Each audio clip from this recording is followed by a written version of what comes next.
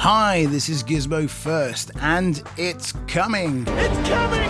It's headed right for us! Yes, it is, the next big update from Bethesda for Fallout 76, and here are some predictions about how it's gonna go down. But you already know what I'm going to tell you.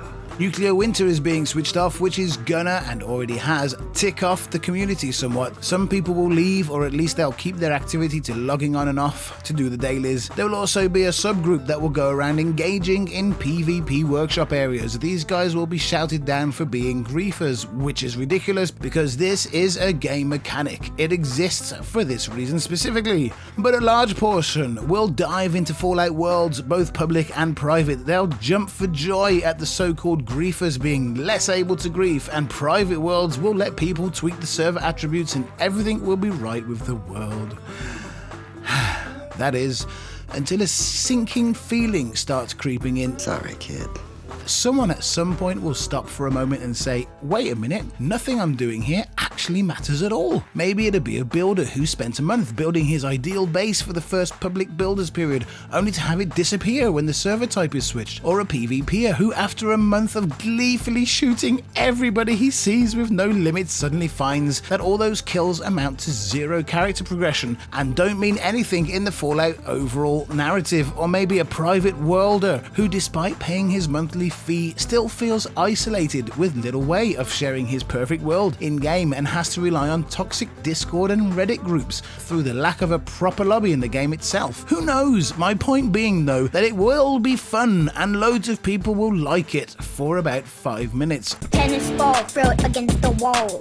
Tennis ball, throw it against the wall. Bounce, bounce, bounce. I really hope Bethesda dedicate themselves to this because everything they have released to this point, be it survival, nuclear winter, or some of the better but broken events like the Halloween events that they erased rather than fix, has suffered a lack of persistence and maintenance. Nuclear winter, and I can argue eloquently enough at this point that people's last resort is just to call me names because they have no arguments to stand on, is a good battle royale mode and had the chance to become great had it not been abandoned. And survival mode had a solid following also, but suffered from a lack of rewards and incentive to play. My prediction therefore, that this will go the same way. It'll get old quick and Bethesda won't update and keep it interesting for long enough for it to be a bona fide success. Yes, as in the case of survival and nuclear winter, it'll garner its enclave of stout players who love it, and when it's shut down will cry and call for billboards and protests to be organised, but in the end their pleas will fall on deaf ears.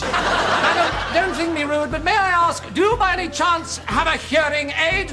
A what? A hearing aid! Yes, I do have a hearing aid. Would you like me to get it mended? You see, without continuing new DLC content, they have no choice but to cater for new players and to try to get newer still to come. Fallout Worlds is a transparent and lazy way to get people to play the same game again rather than create something new. There is nothing that will keep the attention of us endgame players, people level 200 and over. And who can blame them? This is a large AA company whose bottom line means more to them than creativity. They are obviously throwing all of their biggest talent and resources at newer projects, and Fallout 76 will suffer for it. I hope that I'm wrong, and I'll continue to play this game past the nuclear winter shutdown, if for no other reason than out of morbid curiosity, and I look forward to all of you coming back in 4 months' time and bashing me with how wrong I was because Bethesda has outdone themselves and made a good game even better. What a great Christmas that would be, and I'd be the first to eat my humble pie alongside my Christmas turkey in defeat, but I don't think that is going to happen. This is Gizmo First. Thanks as always for watching. Please hit the like and subscribe, and I'll catch you later.